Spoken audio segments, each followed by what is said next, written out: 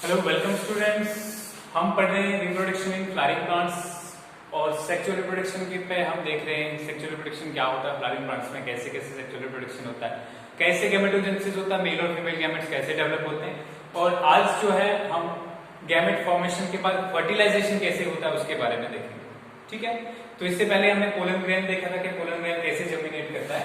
तो फर्टिलाइजेशन क्या होता है उसके बारे में हमको देखना है। फर्टिलाइजेशन क्या होता है, ठीक है, और पोलन ट्यूब जो कैसे एंटर करती है, जो स्टिग्मा और स्टाइल के थ्रू जो हमारा एम्ब्रियो सैक है वहां तक कैसे जो पहुंचती है। उसके बाद हम देखेंगे कि डबल फर्टिलाइजेशन क्या होता है। ठीक है, डबल फर्टिलाइजेशन क्या होता है। उसके बाद हम देखेंगे एंडोस्पर्म कैसे फॉर्म होता है। ठीक है, और एंडोस्पर्म है क्या, ये सारी चीजें हम देखने वाले हैं। तो देखिए, सबसे पहले क्या है कि हमारे पास आपको एक चीज तो क्लियर हो गई होगी कि जो स्टेमन है उसके 3 पार्ट्स होते हैं, स्टिग्मा स्टाइल होगी, और सॉरी जो स्टेमन है उसके 2 पार्ट्स होते हैं, एंथर और फिलामेंट, और जो हमारे पास पिस्टल है उसके 3 पार्ट्स होते हैं, स्टिग्मा स्टाइल और ओवरी। अब जो पिस्टल होता है हमारे पास उसमें स्टिग्मा होता है, फिर स्टाइल होता है, और लास्ट में हमारे पास क्या होती है, ओवरी होती है। और जो पोलन ग्रेन जो होता है, पोलन ग्रेन में हमने क्या देखा था, एक्साइन की वॉल होती है, ठीक है, उसके बीच में कहीं कहीं पोर्स प्रेजेंट होते हैं और अंदर साइटोप्लाज्म होता है, और 2 जो है सेल्स होते हैं। ठीक है, 2 सेल्स में एक सेल्स जो है जिसको जनरेटिव सेल कहते हैं वो बाद में डिवाइड होकर 2 गैमेट्स बनाता है, और एक होता है वेजिटेटिव सेल, ये बीच में न्यूक्लियस बनाएगा। ठीक है, अब ये पोलन ग्रेन पॉलिनेशन से स्टिग्मा पे पहुंच गया। इसके आगे का प्रोसेस देखते हैं क्या। इसके आगे के प्रोसेस में हमने पढ़ा था पोलन पिस्टल इंटरेक्शन, क्या पोलन और पिस्टल के बीच में क्या सारे के सारे पोलन ग्रेन्स ग्रो कर जाते हैं। डिफरेंट वैरायटीज के पोलन ग्रेन इस पे आ सकते हैं क्योंकि पोलिनेशन जो है डिफरेंट टाइप की होती है। तो इसके आगे क्या होता है, जैसे पोलन ग्रेन इसके ऊपर आया उसके बाद इसके बीच में इंटरेक्शन होती है और ये स्टिग्मा जो चेक करता है कि क्या कंपैटिबल पोलन ग्रेन है कि नहीं। ठीक है, अब अगर कंपैटिबल होगा तो ये पोलन ग्रेन ग्रो करना स्टार्ट करेगा। कैसे ग्रो करना स्टार्ट करेगा, इसकी जो यहाँ पे वॉल के बीच में जो पोर है इसके बीच में इसका साइटोप्लाज्म ग्रो करेगा।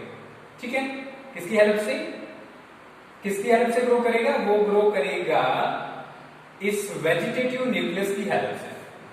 एक बार ये ट्यूब बाहर निकल गई और उसके बाद जो है स्टिग्मा और स्टाइल 2 तरीके के हो सकते हैं, हॉलो भी हो सकते हैं, खाली भी हो सकते हैं, ठीक है, या सॉलिड भी हो सकते हैं। अगर ये सॉलिड भी होंगे तो तब भी जो है इस पोलन ग्रेन से कुछ एंजाइम्स निकलते हैं।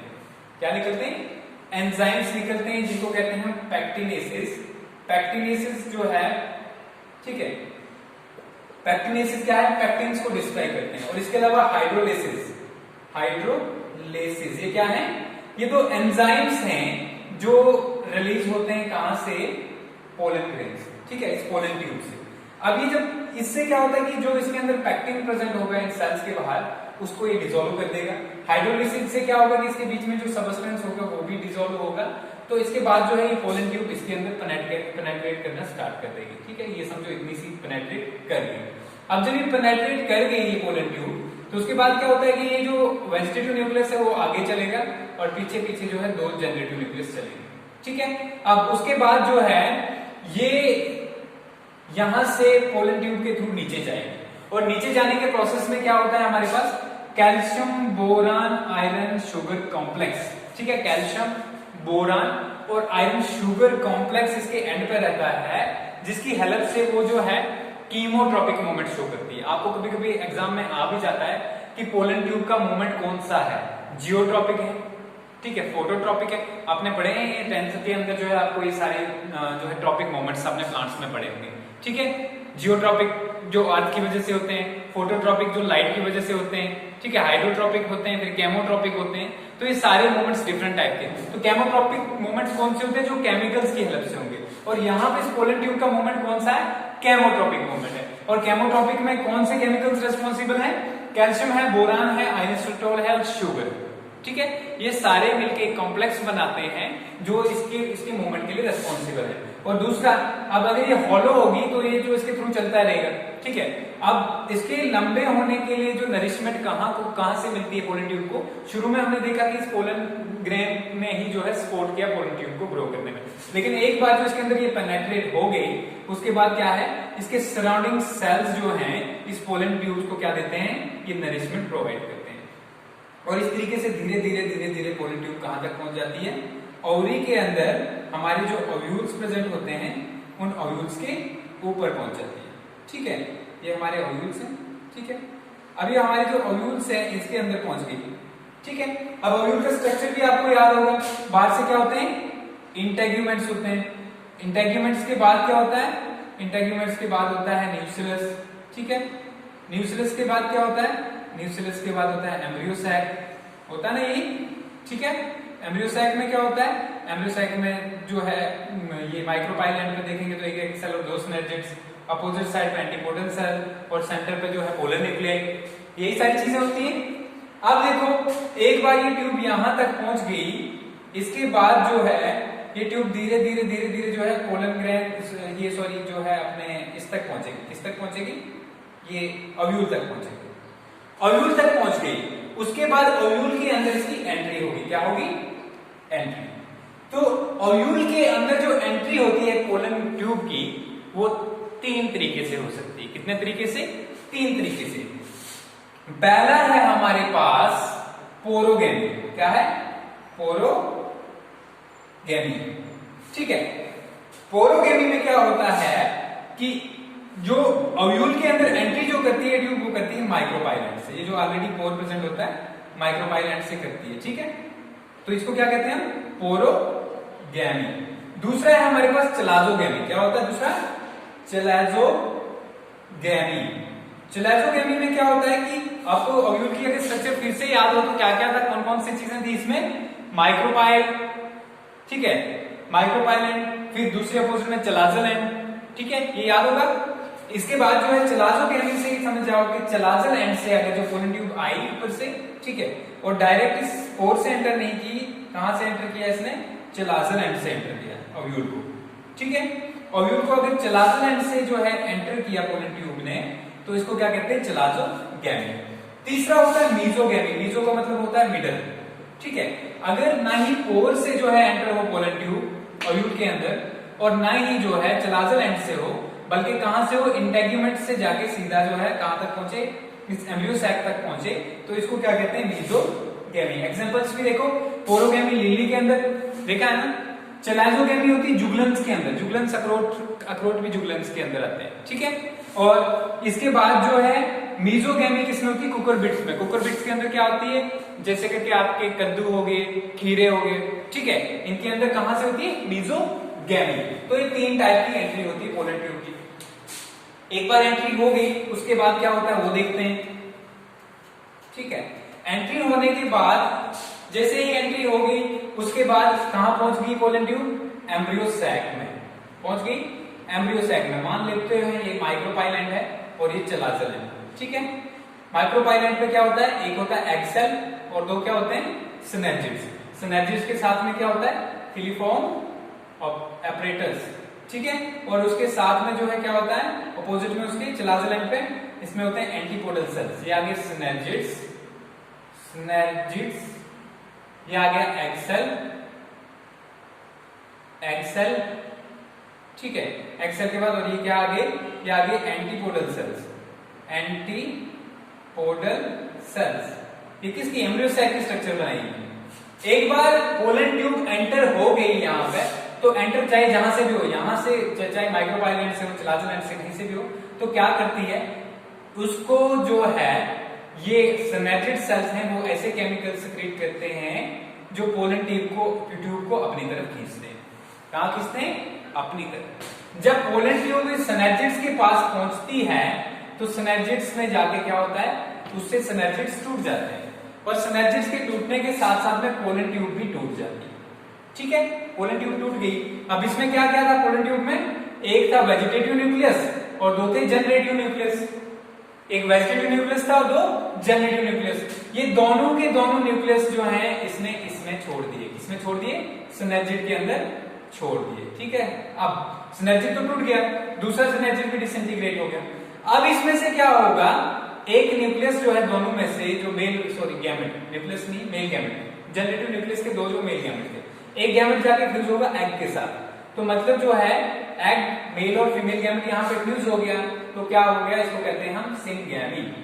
क्या कहते हैं, सिनगैमी कहते हैं, या फर्टिलाइजेशन भी कहते हैं, फर्टिलाइजेशन भी कहते हैं, लेकिन कौन सी, जनरेटिव फर्टिलाइजेशन। जनरेटिव क्योंकि इसके साथ जनरेटिव न्यूक्लियस वाला सेल फ्यूज हुआ, तो इसको क्या बोलते हैं, जनरेटिव फर्टिलाइजेशन या फिर सिनगैमी। सिनगैमी क्या होता है, fusion of male and female gamete is known as syngamy.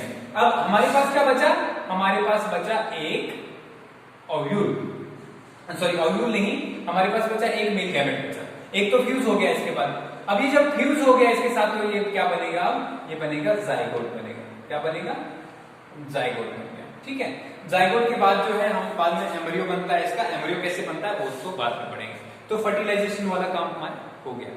ठीक है, what was in the process of fertilization, first when pollen grain lands on the stigma, there is interaction between, we have studied it in the last lecture about the pollen pistil interaction. After that, pollen germinates. Firstly, the pollen provides energy for the formation of pollen tube, and after that, when pollen tube penetrates through the stigma and style, it gets the nourishment from style, from the tissue of the style and the stigma.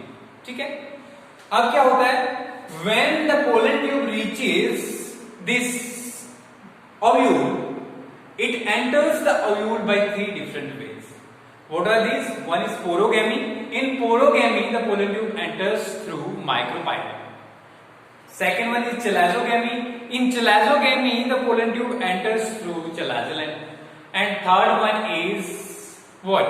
Mesogamy. In mesogamy, the pollen tube enters from the through the integuments at any place between micropyle and chalazolin. ठीक है, इसको क्या कहते हैं, mesogamy. After entering the ovule, what occurs with the pollen tube? The pollen tube releases its two nucleus in the synergids, where filiform apparatus guides the movement of pollen tube. Filiform apparatus is present on the synergid. It secretes chemicals which attracts the pollen tube towards synergids. On reaching the synergids, the pollen tube releases its two male gametes there, and at the same time it degenerates. Pollen tube wall degenerates, and these synergids also degenerate. Now, out of these two gametes, one gamete fuses with this one egg cell, resulting into the formation of zygote, which will develop into a potential embryo or seedling. Later, we will see it in the next lecture. This was all about fertilization. अब हम देखेंगे double fertilisation क्या होता है। ठीक है, fertilisation तो हुआ, फर्टिलाइजेशन तो आप समझते हैं कि मेल और फीमेल गैमेट्स का फ्यूज होना। अब देखो डबल फर्टिलाइजेशन, एक फर्टिलाइजेशन यहाँ पे हो गई ना, वन इज सिनगैमी। सिनगैमी जो है एक फर्टिलाइजेशन है। दूसरा जो गैमेट हमारे पास बचा, ये जाके यहाँ पे जो सेंट्रली प्लेस्ड पोलर न्यूक्लियाई था हमारे पास, ये बाद में क्या होता है, पहले दो होते हैं, ये फ्यूज होके एक ही बन जाता है, डिप्लॉइड न्यूक्लियस। ठीक है, इस डिप्लॉइड न्यूक्लियस के साथ जाके ये गैमेट फ्यूज हो गया। ठीक है, तो ये जो है अब क्या बन गया, 3n मतलब ट्रिप्लॉइड बन गया। ठीक है, जब ये दूसरी फर्टिलाइजेशन हुई with the centrally placed diploid polar nucleus, ठीक है, it results into the formation of primary endosperm nucleus. इससे क्या बनेगा, प्राइमरी एंडोस्पर्म न्यूक्लियस बनेगा, और उसमें कितनी प्लॉइडी लेवल होगी, 2n। देखिए कैसे होगी, एक्सेल में जो था एक इस जो एक्सेल जो कैसे बने था, एक्सेल बना था मेयोसिस के बाद जब एम्ब्रियोसाइट की फॉर्मेशन हुई। ठीक है, और इसके बाद हमने क्या देखा था कि दो जो सेल्स यहाँ पे, दो न्यूक्लियस जो थे आपस में जुड़ गए थे, तो इसका मतलब एक न्यूक्लियस में कितने क्रोमोसोम होंगे, n क्रोमोसोम, दूसरे में भी n, तो n प्लस n कितना हो गया, 2n। अब यहां से हमारा जो गैमेट आया यहाँ से बाहर से मेल गैमेट, वो भी इसके साथ फ्यूज हुआ, उसका भी कितना था, n, तो अब कितना हो गया हमारे पास, 3n। ठीक है, तो प्राइमरी एंडोस्पर्म न्यूक्लियस का प्लॉइडी लेवल कितना है, 3n। अगर वो आपको पूछे what is triploid, given example of triploid tissue, तो आप क्या बता सकते हो, प्राइमरी एंडोस्पर्म न्यूक्लियस या एंडोस्पर्म आप बता सकते हो। ठीक है, तो ये हो गया डबल फर्टिलाइजेशन। डबल फर्टिलाइजेशन को फिर से मैं एक्सप्लेन करूंगा। On entering the embryo sac, the pollen tube releases its two gametes into the synergids. ठीक है, out of these two gametes one fuses with the egg cell resulting into the formation of zygote and the second gamete fuses with the centrally placed polar nuclei resulting into the formation of primary endosperm nucleus. Because two fertilizations takes place at the same time, one with the egg cell and second with the primary endosperm second with the polar nuclei, therefore this process is known as double fertilization. It only occurs in angiosperms। से किस में होता है? Angiosperms में होता है। समझ आ गया? बाकी प्लांट्स में डबल फर्टिलाइजेशन नहीं होता। समझ आ गया? अब ये जो बनेगा बाद में, इसका क्या बेनिफिट होगा वो आगे बढ़ते हैं। ठीक है, अब जो है देखिए यहां तक पहुंच गए हम। उसके बाद हम देखते हैं कि जो हमारे पास एंडोस्पर्म है वो क्या है।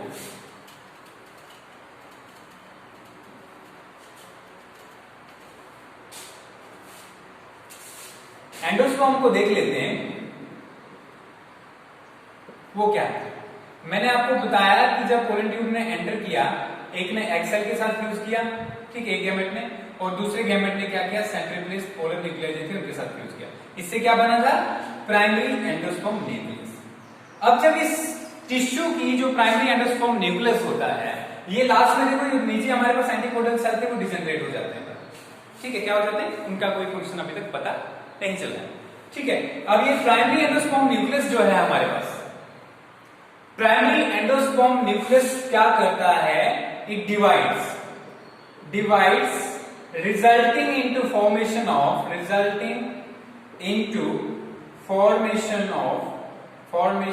एंडोस्पर्म। ठीक है, जब ये प्राइमरी एंडोस्पर्म न्यूक्लियस जो डबल फर्टिलाइजेशन के टाइम पे बना था सेंट्रली प्लेस्ड पोलर न्यूक्लियस से, ये डिवाइड होता है और डिवाइड होने के बाद क्या बनाता है? ये बनाता है एंडोस्पर्म बनाता है। अब एंडोस्पर्म 3 टाइप्स का होता है। कितने टाइप्स का होता है? 3 टाइप्स का। कितने टाइप्स का होता है? 3 टाइप्स का। पहला टाइप है न्यूक्लियर, दूसरा टाइप है सेलुलर और तीसरा टाइप है हेलोबियल। ठीक है, अब फर्क क्या है? देखिए जनरली शुरुआत में कुछ ऐसे प्लांट्स होते हैं जिनके अंदर क्या करता है, ये एंडोस्पर्म न्यूक्लियस पहले डिवाइड होता है और सिर्फ न्यूक्लियाई बनते हैं। क्या बनते हैं? न्यूक्लियाई, मतलब सिर्फ न्यूक्लियर डिवीजन होती है, न्यूक्लियर डिवीजन। सेल वॉल्स नहीं बनती उनके बाहर से। ठीक है, तो जब सिर्फ न्यूक्लियर डिवीजन ना प्लाज्मा मेम्ब्रेन बनता है, जब सिर्फ न्यूक्लियर डिवीजन होंगी तो न्यूक्लियस ही डिवाइड बनते रहेंगे, उनके बाहर से कोई सेल नहीं होगा। ठीक है, अभी न्यूक्लियर डिवीजन जो है ये बाद में सेल्स में कन्वर्ट हो सकती है या फ्री न्यूक्लियर ही रह सकती है, क्योंकि सेल न्यूक्लियर फ्री रहते हैं इसलिए इसको क्या कहते हैं? Nuclear endosperm. क्या कहते हैं? Nuclear endosperm. अब दूसरी टाइप ये होती है कि पहले इसको देख लेते हैं। कुछ केसों में जो है क्या रहता है कि एंडोस्पर्म जो है बाद में सेल्स में कन्वर्ट हो जाता है। जैसे हम वीट की बात करें, वीट के अंदर पहले न्यूक्लियर होता है, पहले सिर्फ न्यूक्लियर डिविजन्स होती हैं, बाद में उनकी बाहर से सेल वॉल फॉर्मेशन स्टार्ट हो जाती है और ये सेल्स बन जाते हैं। ठीक है, तो इसको क्या कहते हैं हम? इसको कहते हैं, फिर सेलुलर नहीं कहेंगे, इसको न्यूक्लियर के अंदर ही काउंट करते हैं, क्योंकि उनकी स्टार्टिंग में जो है न्यूक्लियस ही डिवाइड होते हैं। अगर स्टार्टिंग से ही न्यूक्लियस डिवाइड होने के साथ साथ ही सेल बने तो उसको हम क्या कहते हैं? सेलुलर कहते हैं। अब इसकी एग्जांपल वीट की तो बताई मैंने कि बाद में वो सेल्स में कन्वर्ट होते हैं। कहीं फ्री न्यूक्लियर की कोई एग्जांपल? बिल्कुल है, कोकोनट आपने देखा होगा। ठीक है, कोकोनट में क्या होता है? कोकोनट में आपने देखा होगा कि बीच में पानी होता है। वो पानी है क्या? Coconut water is nuclear endosperm. क्या है वो? Nuclear endosperm. ठीक है, न्यूक्लियर एंडोस्पर्म है पानी, और साइड पे जो है कोकोनट के आपको गरी जो दिखती है, गरी जिसको हम कहते हैं, वो गरी क्या है? वो है सेलुलर एंडोस्पर्म। क्या है? Cellular endosperm. समझ गए? इसके बाद जो है सेलुलर एंडोस्पर्म में क्या होता है? सेलुलर एंडोस्पर्म के अंदर शुरू में ही जो है, अगर एक जो हमारे पास सपोज करो ये एम्ब्रियो, यहाँ पे ऊपर एम्ब्रियो बन जाता है, यहाँ से एम्ब्रियो बनता है। इस एंडोस्पर्म से क्या होता है? इस एंडोस्पर्म से जो है पहले जो है सेल्स भी बनेगी और उनके न्यूक्लियस भी डिवाइड होंगे और साथ साथ में सेल्स भी बनते रहेंगे। ठीक है, तो सेल्स भी बनते रहेंगे। इसको क्या कहते हैं? इसको कहते हैं सेलुलर एंडोस्पर्म।